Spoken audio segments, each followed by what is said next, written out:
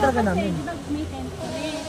Nag-suggest si Madam, I know naman their intention is, Yes po, may nakalagay naman. Ayan, okay na po sa amin kahit hindi kami mag-attend. Bibili lang po sana kami ng ano doon. Eh kaso, pagdating po na, pinapaalis na daw po kami. Dapat nagsabi po kayo. Hindi, nagsabi na, ay nagpangano po yung sa cottage pala po. Oo, na kayo po ay nagperma na ng waiver kung willing talaga kayo dito. Kaso anong nangyari po, hindi kayo Nagkaroon na kasi tayo ma'am ng ano, kasi kami, willing sana kami, kaya lang, wala eh.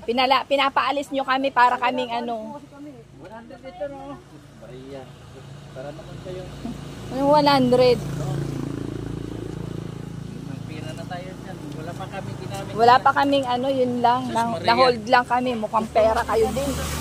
Last year, nandito kami. Susunod, hindi na kami babalik sa inyo.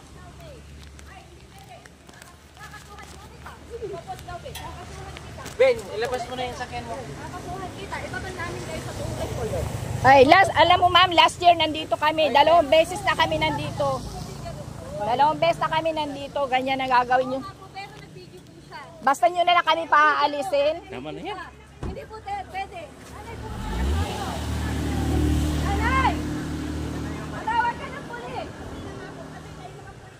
Bakit ka magpapatawag ng pulis? Bakit po siya nag-video?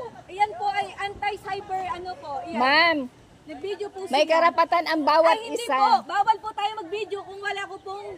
Ay, ano po. hindi. Ay, hindi po, ma'am. Bawal po yun. Bawal po kasi yun, ma'am.